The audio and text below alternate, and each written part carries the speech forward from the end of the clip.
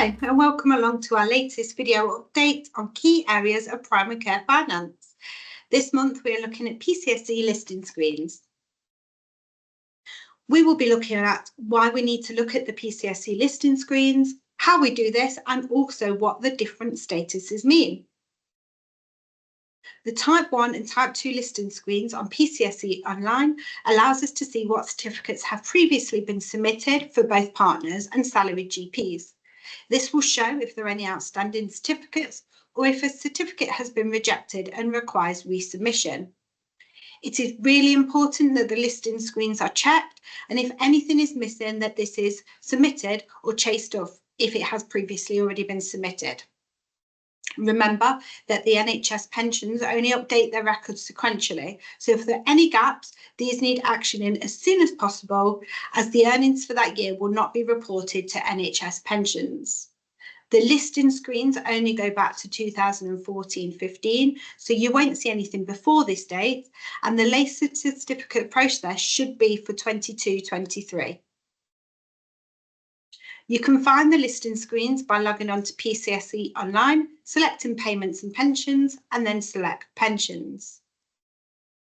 You will then have the option to select either Type 1, which is for our GPs and non-GP partners, or Type 2, which is for the salaried GPs.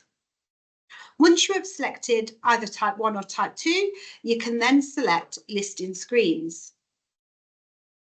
When you first go onto PCSE listing screen, you will either need to enter a GP's name or GMC number, or if you would like to view all the GPs at the practice, you can just select the search button. Once the GP or GP search has been done, it will come up with all this information available. The first column is the ID for the submission. This should not get confused for the case reference, and also be mindful that the ID years doesn't always agree to the actual certificate. The second column is the financial year. It's really helpful to put this into date order, then you can see what is missing or what actual years are missing. The next two columns are the member's name and the organisation, which is just the practice. The submission date should agree to when it's submitted, and the final column shows the status of the certificate, which we'll be looking at shortly. You will see that on the bottom row on the slides that the certificate has been rejected. You will see that there is a little information icon, and if you hover over this, it will hopefully give you some information as to why the certificate was rejected, but it doesn't always do this. If a GP doesn't show up on the list, you will need to explore why. However, this will often be a performance list issue and will need chasing up. That leads us on to looking at what the different statuses mean. The first couple of statuses are for when a GP enters the data directly onto PCSE Online. We don't recommend this way, however, and we suggest that you download the certificate, complete it, and then upload it to PCSE via the Contact Us page. It tends to avoid quite a few importing errors. The draft status is for when a GP has started entering data for a certificate.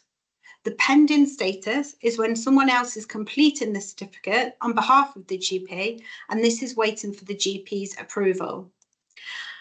And the next few statuses are relevant for both manually entering the data and uploading the certificate.